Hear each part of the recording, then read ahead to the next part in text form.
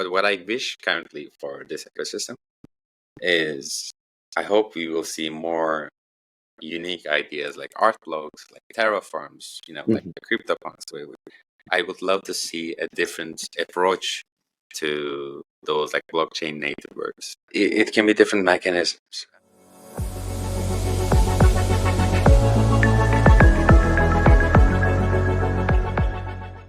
Hello, everyone.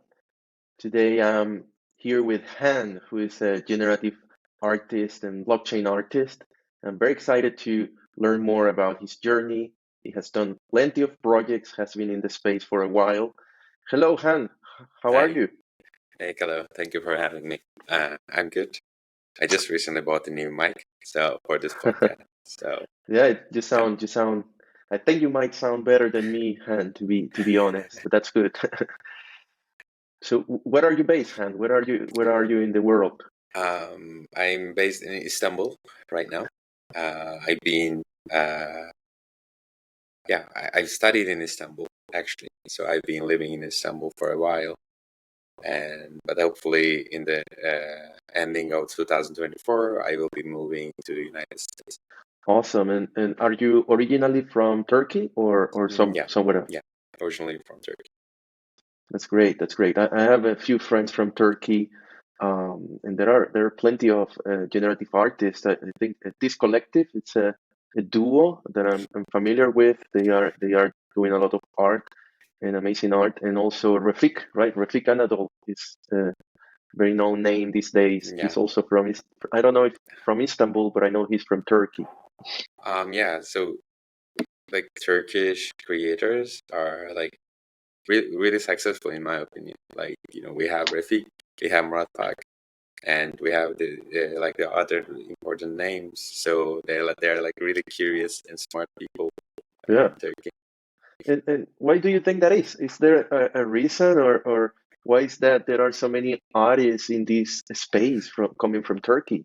Um, I also thought about this why, but I think I don't have a clear answer. But one of the reasons maybe, you know, creating like being a digital creator requires like that exploration and that curiosity. No one taught you about how to gather the things together. First, like of course you can learn how to use the softwares, but it requires like personal time to learn and create your own style. So, well, as far as I know, the people like in my age are curious around here, and they're mostly self-taught actually. So, and being a self-taught, actually, I'm also self-taught Mhm. too. So, yeah, it requires curiosity, and I guess there are lots of curious Yeah, people. I mean it's quite interesting. Also, I think Othi, not sure if you know him. He's part of the FXH team. He was doing PR. He's also from Turkey, Oh, and he's not really an artist, right? He's more on the PR side, but he works a lot with artists. And I think I saw a tweet from him mentioning a couple of names. That's how I saw like there are plenty of Turkish artists. Um, yeah, Han, it's great to have you here. I was looking at your works, and you have done a lot of things for a while, but I'm curious on your background. Before you mentioned you studied in Istanbul. Can you tell us a bit about your background, your studies, yeah. professional life, if you want? So I studied bachelor's architecture, and I've been mostly in that area actually.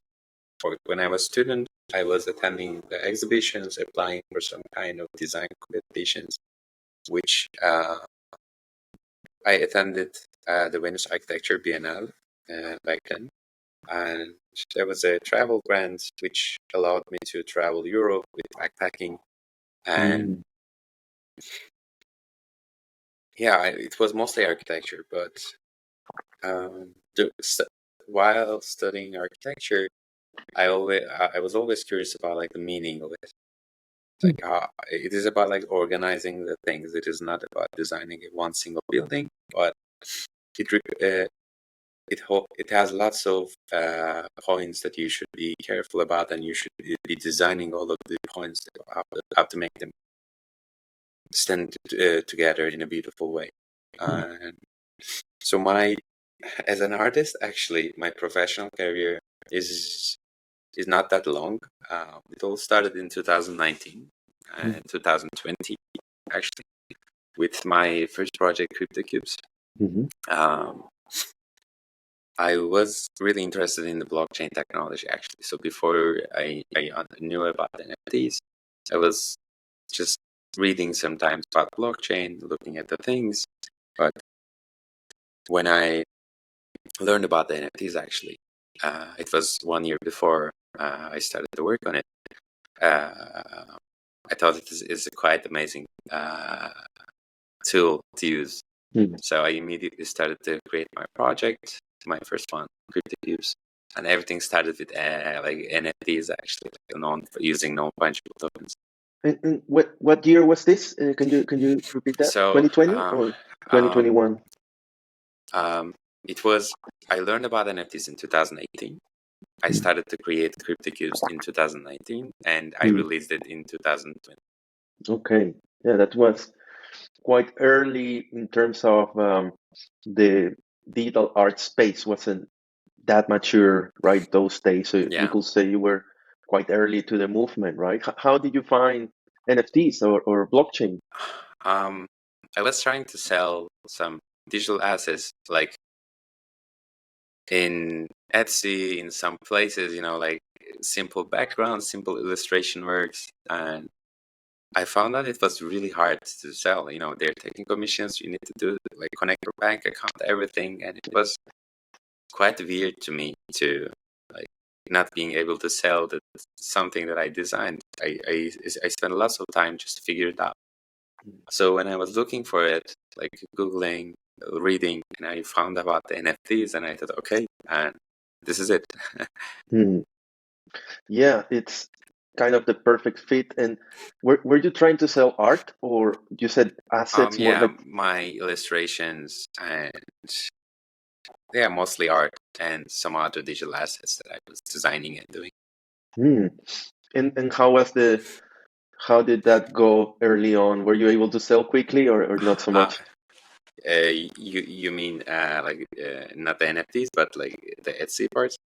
No, I mean like when you started. So did you release anything early on, like experimenting, or was CryptoCubes like the first it was release? CryptoCubes. Okay, so it went quite well. So it went quite well. Yeah. Right. So can you tell us a bit about CryptoCubes, because it's a quite popular project that has been around for a couple of years, and it's an amazing lineup of collaborators, right? So can you tell us a bit about that project? CryptoCubes started in my graduation project. In my graduation project, I was interested to create a generative spaces based on cubes. So initial script was created in my last year of the university. And as I told you, when I started to create that CryptoCubes collection, I just wanted to make it like a fixed number, everything.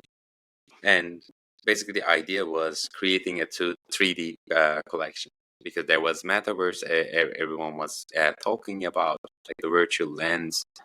And what I experienced back then, every non-fungible token was a 2D representations. So I thought if I can create an algorithmic way of creating those objects, it's based on simple geometry, which is cube, and I started to do it. And the quantity of the CryptoCubes is 256. So it is basically a generative collection, a 3D collection, which I created in October 2020. What technology did you use for that? So CryptoCubes has a unique story on that, because it was 2-3 months before Art Blocks, but in Art Blocks, Eric was working on for like at least, I don't know, maybe 3 years, and the technicality of Art Blocks is much more sophisticated. Since it was just my beginning of my journey, what I did was creating those generative artworks in Python. and then after that, rendered each of them individually and created my own NFT collection. So technically, it wasn't generative with the blockchain. It was pre-generated and personally curated 256 quantity. But with time, like every year, I improved my profession. I started to learn, and like just last year, I made CryptoCubes on chain. Added all of the data of the CryptoCubes to a storage contract. Yeah, it is still continuing actually. So I'm going to explain my next kind of project I'm working on. So CryptoCubes is like I think it is still not finished project, where I'm collaborating with other artists, which is the CryptoCubes creators. I'm going to explain it as well. So yeah, CryptoCubes was just first like a non-fungible token collection based on 3D virtual lens, and every year it improved, and it's still improving. And yeah, basically. How does it? When you say, so I'm curious about a couple of things. So first is how was the original release right? Because you curated the cubes, and how did you share those, or how did you release those at the time? At that time, I was using Rarible, which allowed you to create custom contracts, and there was unlockable content that you can put the 3D files. I used Rarible at first, and I was releasing them like 50 by 50, 50, 50, and and then the last ones.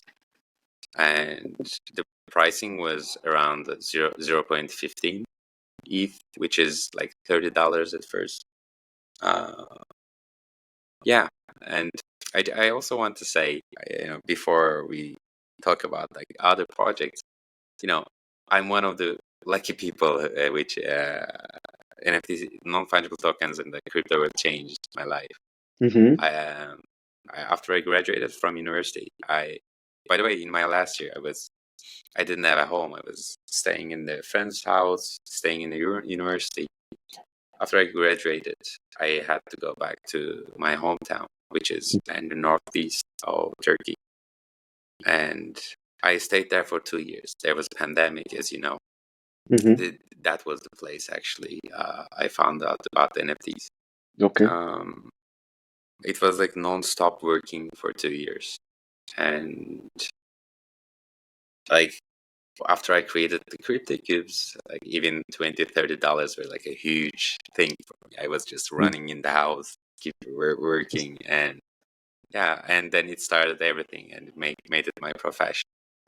Yeah, no, that's quite exciting because you were a student and you were from a town, a city in Turkey, but thanks to the blockchain and decentralization, you were able to reach a lot of people worldwide, and it helped you, I guess, as a student, to finish your project, but at the same time, immediately you got a kind of a career started, in this new space, which is related to art and technology.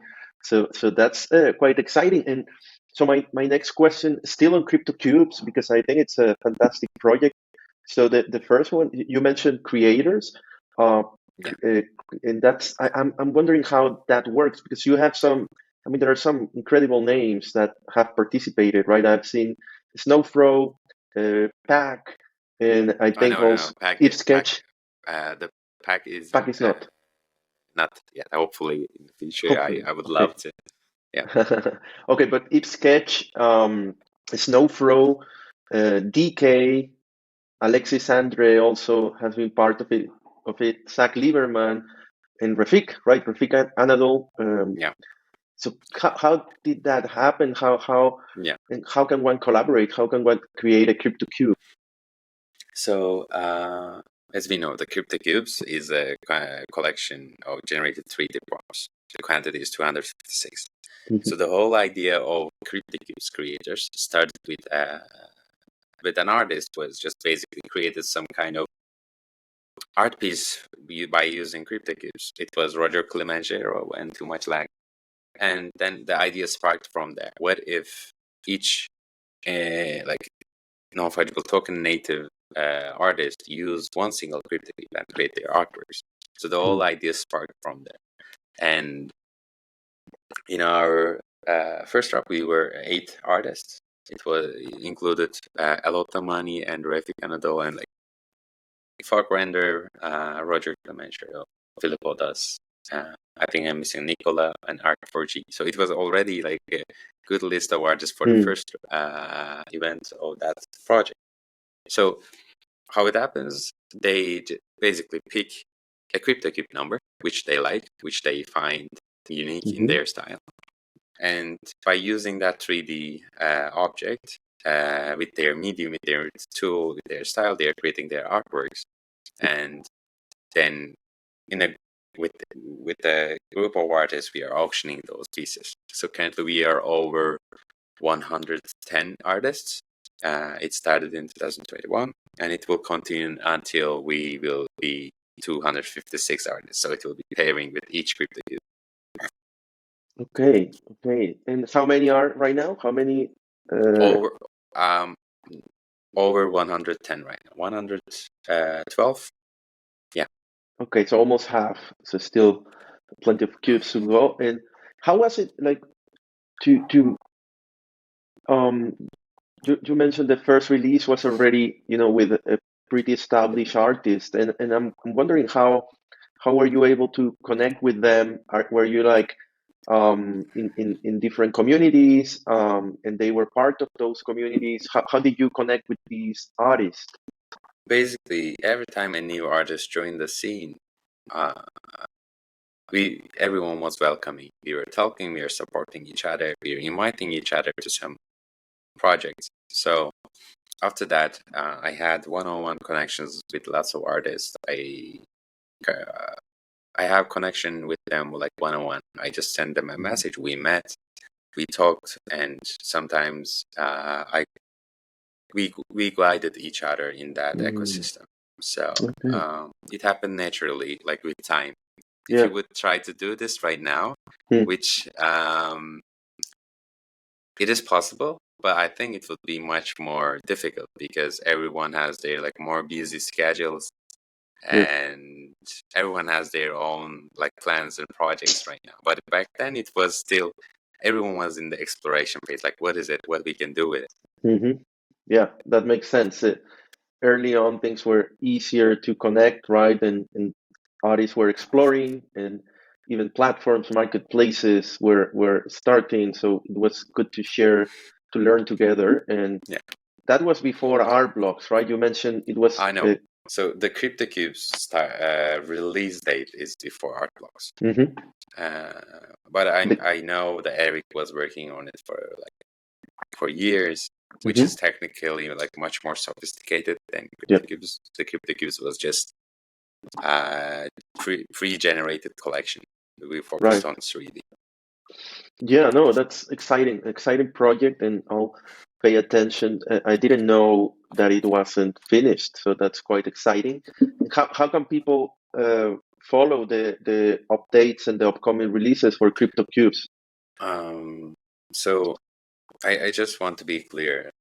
There's currently 2 collections: one CryptoCubes, one CryptoCubes Creators Artwork Collection. So the CryptoCubes collection is complete, like fixed 256. Only there will be like technical contract side developments just for the basic better user experience. But the CryptoCubes creators will follow until we reach 256. There's no specific timeline. Each time we have the list on artworks ready from the artists, we are doing our events. And for the people who wants to look for CryptoCubes, there's a website, CryptoCubes.io. And from my own personal account on Twitter, Han RGB, and also CryptoCubes Twitter account. Yep. No, that's perfect. And so that was your first release. Then you are still working on the improvements and on the collaborations with other artists, but you also have done other projects, and on Art Blocks you released a couple of collections, right? So I think they are also inspired by this concept of geometry, right, and simple forms. Can you tell us a bit about those generative collections you released with Art Blocks? Yeah. So there was two projects. One of them was AlgoRhythms, and which was on ArtBlocks Curated, and there was AlgoBeats, which was on ArtBlocks Playground. We created that project with Nicola. So we both were working on them. Basically, the whole idea is, we have bit numbers, and we have like powers up to 2, 4, 8, 16. The music also works the same, actually. So that like you can, it is basically math. And in AlgoRhythms, we were focused on musical scales. So let's say we have like a major scale, we have Hungarian minor scale. They all have their own mathematical rules, which you can do it in with code as well. So in AlgoRhythms, basically we have a form, and we are dividing it by 2 each time. And we are adding that like tempo, and we are adding this like the duration of the notes. So like if the blocks are bigger, it is much more longer duration. If it is smaller, it is much more shorter duration. And then we are putting the rule of that musical scale, and we add the octave, the sound octave of the notes. And it was creating a new melodies based on different musical scales in AlgoRhythms. And in AlgoBeats, it was the follow-up project. It was focused on musical rhythms. Again, like it is all about like dividing the time. And yeah, in AlgoBeats, we were focused on those like rhythmic explorations.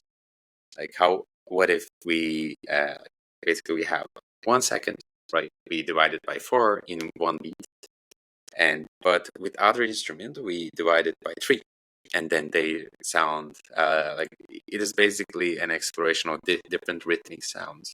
And we use some popular rhythms as well. We basically put all of the rules about like how a rhythm happens, and like that, music is like the exploration never ends. So, but making it like those melodies and rhythms generative was really fun experience, and it taught us a lot. We learned like lots of technical things. We learned about music. Yeah, it was really fun experience working with Nicola on this. And where did the idea or the inspiration to explore music, where did that come from?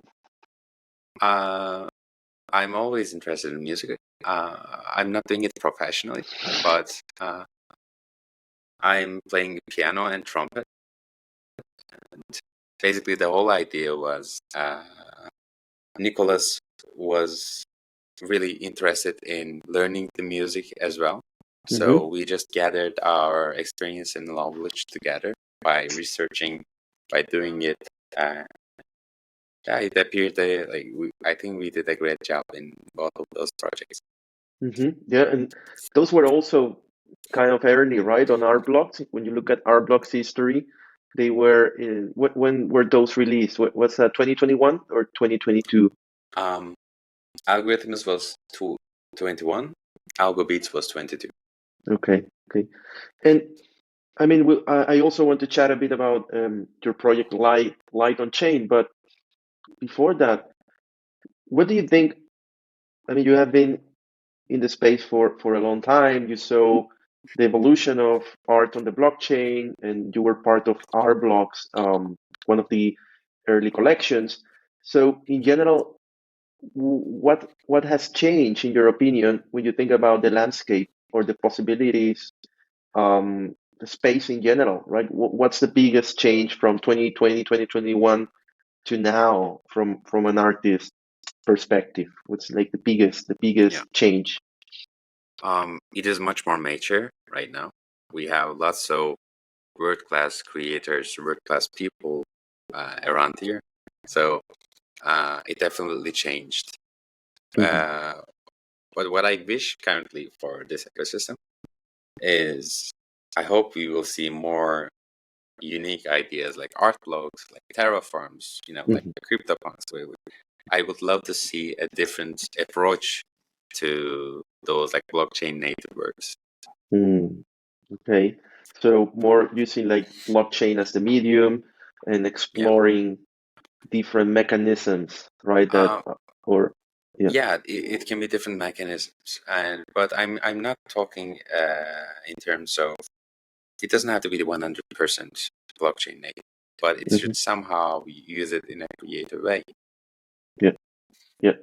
What do you think about? I mean, it's not when we're thinking about ways to use the blockchain. So, what are your thoughts on the digitals, right? Like digital items that are connected to physical items. Yeah. And have you thought about doing something like that for your art, or purely digital? You were saying my other project, Light on Chain. So this is what we were exploring in that installation actually.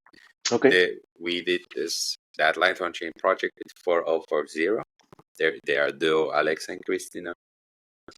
So the whole idea was there's a physical installation based on 660 lights.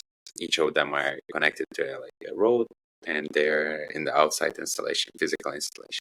And each of the light has their own corresponding NFTs.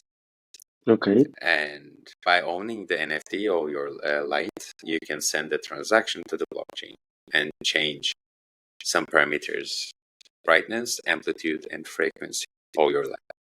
And when you send it to the blockchain, the installation, the connected to the computer, takes the data from blockchain and it represents in the physical installation. So for the digital, so physical and digital works like it is interesting area to explore, but it is not defined, right? I think we will see much more creative ways about how we can connect those things together. But yeah, in the Light on Chain, the idea was this, and how we can try to connect the physical and digital world. And yeah, it was the exploration of this concept. And where was this installed? Was it in Turkey or? It's in Turkey. There's a region called Kaplankaya. It's in the southwest part of Turkey. Yeah. And was it like a public place, a public area, or? Yeah, you can see it from outside, but to visit there, I think it was a private area actually. Okay. And how was that experience of working on something in the physical world, connecting it to the blockchain? What was like your experience like? It was, to me, very fun, and like I had again lots of experiences.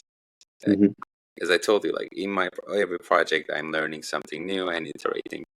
And about how Light on Chain happened was, I was in a holiday. There was an hotel there, and one day I was just sitting with the owners and like the people who were working there, and they said the artwork from the previous year is going to be removed. So I was just suddenly, okay, maybe I can try something here.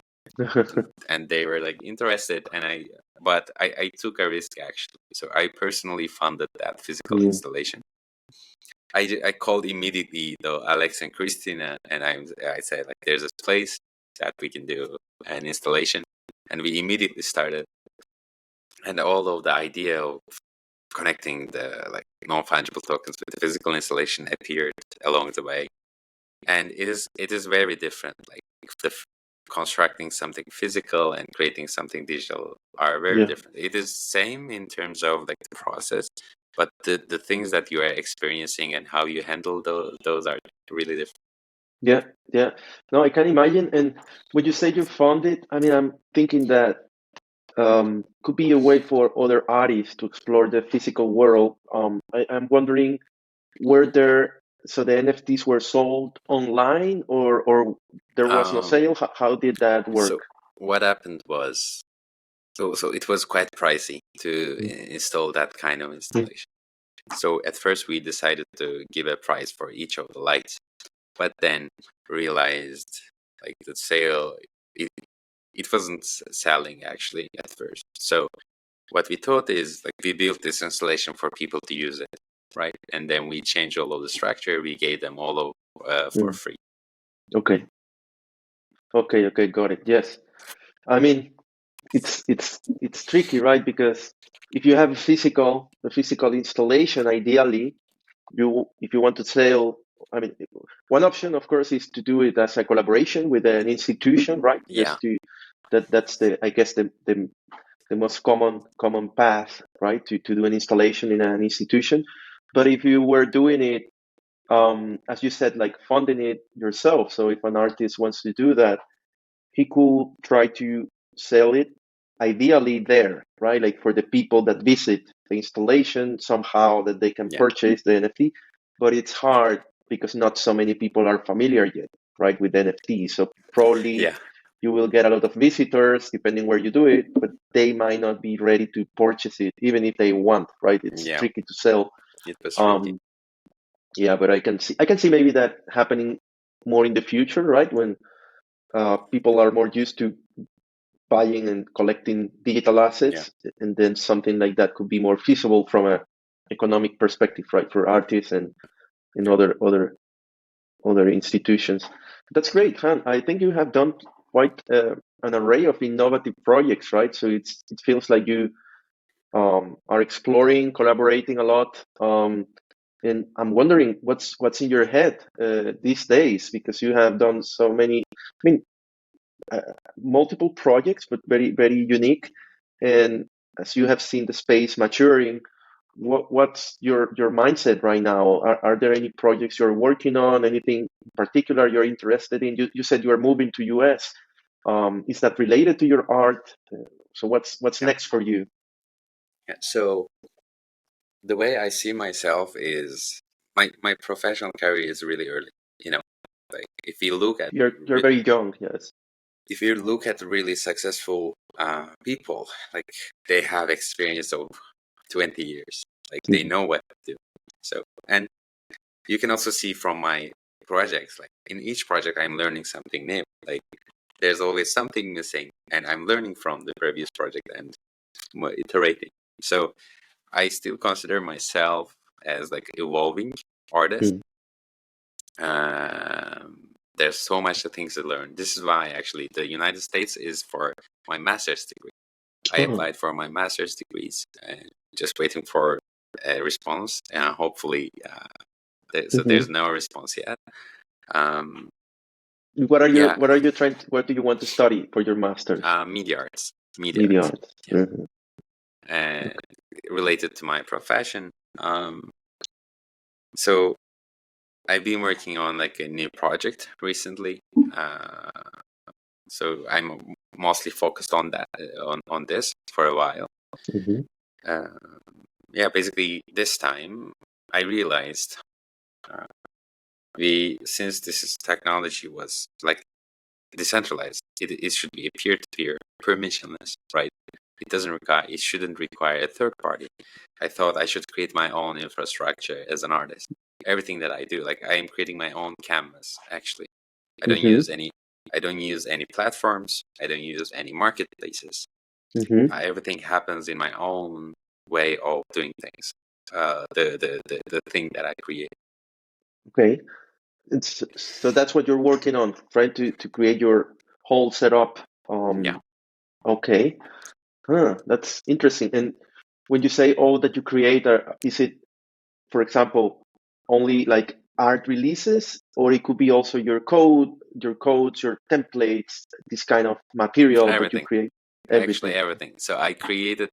I created my own team. So there are people who I'm working with, and basically currently I have my own launchpad, like similar to creating a digital asset. It is a new standard actually. It is not actual non-fungible token. It is a new standard that I created for my own. Yeah, it includes everything, like that launchpad, that API, the art pieces, and the website. So everything is like, I feel 100% I own them. I don't use any platform or market. Yeah, that's very powerful. And how is that different? Because I think you have a big plan there, and you have thought this through, and you said you have a team. So when somebody could say you can create, so why is that different from creating a smart contract or using a tool like Manifold, right, that give you more power Yeah. into how you release? What's the difference Yeah. between what you're doing and those options? Basically, I created my own manifold. Mhm. So Manifold offers those non-fungible token standard templates, right? Yes. You're creating an ERC721, you're creating 1155, and those standards are the most generally used standards.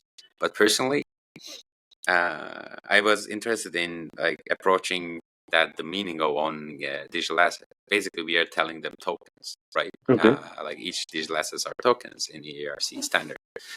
In the way I'm approaching it is like we can say it. Each art piece or digital asset can be a self-executing program, which we know as smart contracts, right? Mm-hmm. So inside of the smart contract, this time you can add new features, because basically in typical non-fungible tokens ERC standards, they're just basically a token, and there's their URI, which is on chain, off chain. It differs, so they don't have some kind of built-in functions, let's say. Yeah. So this has like three different points. So the first aspect of this, the marketplace idea, you need to use a marketplace smart contract to be able to sell, buy, or bid on those digital assets, which is OpenSea, like Rarible, like there are different various. This is why in the digital asset I'm creating, it has its own internal functions that allows you to buy, sell, and bid. So the digital asset is a self-executing program, including the art piece itself, all of the market functions like ownership, and also the royalty parts. The whole idea was inspired from the CryptoPunks and also the art blocks as well. So I took that, creating like how to embed and create a generative art idea from art blocks, and for the marketplace idea from the CryptoPunks. And so basically, when I create a new art piece, I am mostly focused on one-on-one art pieces, not a generic collection. I am carefully crafting each code to output only one visual. It is not repeated. It doesn't have lots of outputs. I'm basically creating a line of code just to create one art piece, and adding inside to the smart contract, and which is also on chain. And then when I deploy in the blockchain, basically people are connecting to the art piece itself to buy and sell it. So it is on chain, and the way technically maybe it will be a bit more detailed, but it happens in one single transaction. Like everything, like those functions, the art piece, royalty percentage, everything happens in the smart contract source code, which has around 24 kilobyte data limit. So my art pieces are highly optimized. The algorithm is focused on high quality 3D visuals using GLSL. The art piece, everything. So when in one single transaction, it becomes immutable. You can take the art piece itself is on chain, and you can buy or sell by connecting to it. So it is independent. Yeah, no, I think so. I was navigating your website, and I did see that you had the one-on-ones, and I did see that you have it looked like a bidding mechanism, but I didn't get the fact that you build the whole thing and it's a whole framework. So that's quite interesting. And how does it operate with other marketplaces? If I buy one of your pieces, can I list it on marketplaces to get more visibility, or they have to go through your system directly? How does that work? There's currently no system for it. Like those marketplaces are showing those ERC token standards, so they won't be able to show my art pieces. And but you don't need actually anywhere. So you can just go Etherscan. You can connect your wallet, buy or bid on it. So this is the whole idea. Each art piece has their own contract address. And the way I'm doing it, I'm showing all of the market data, everything in my website. Mm-hmm. and people can. It is much more user friendly for people to use. But the whole idea is by connecting to the smart contract, actually. So if you don't want to use my website, you can go to the Etherscan or Yeah. connect to the blockchain, do it by yourself. Yeah.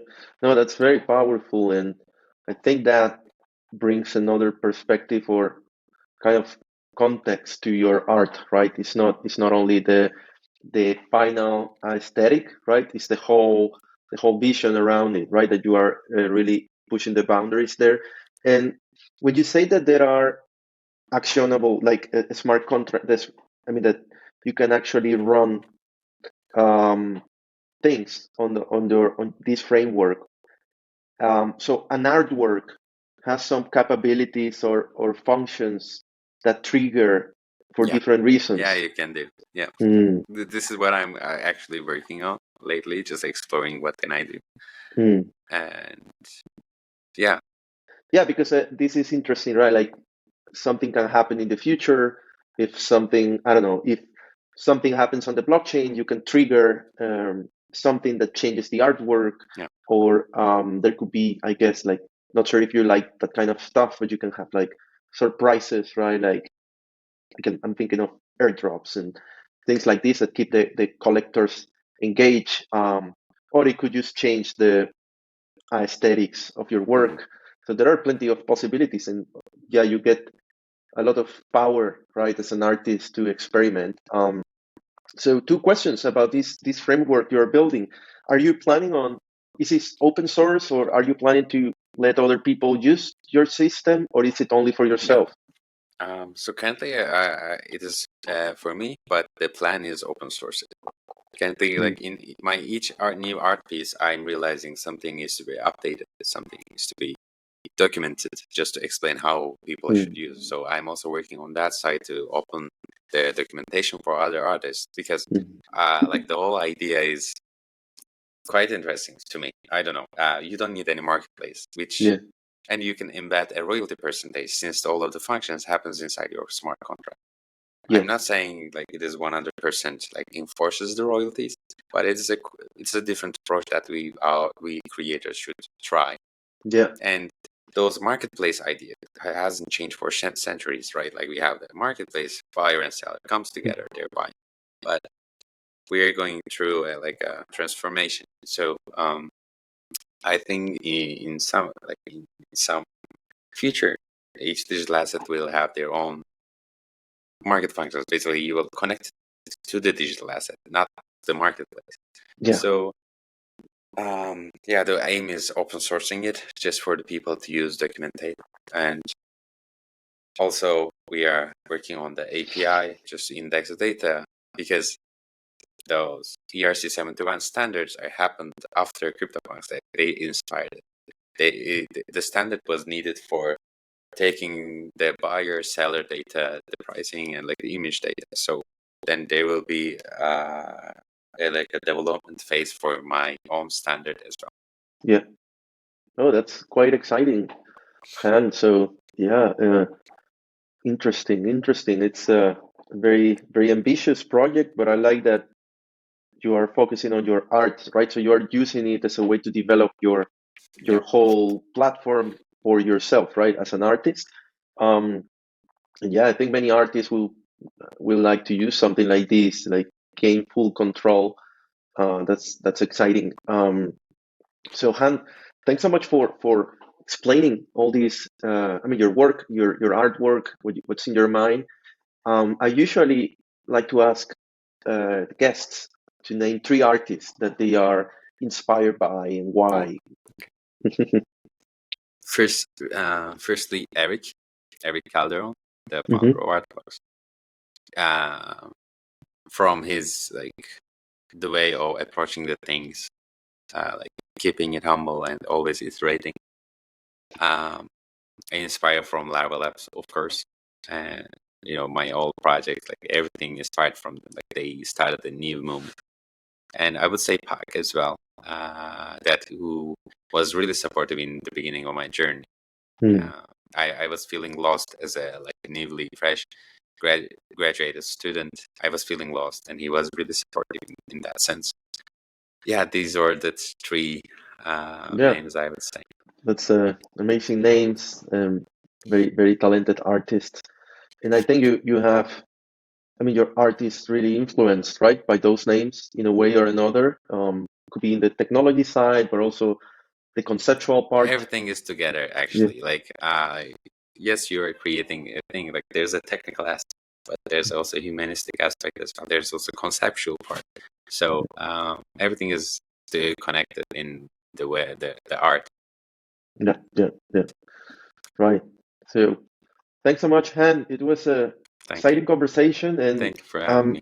I'm looking forward to trying out this framework you have. I will explore it a bit more in your website, and also seeing how it evolves.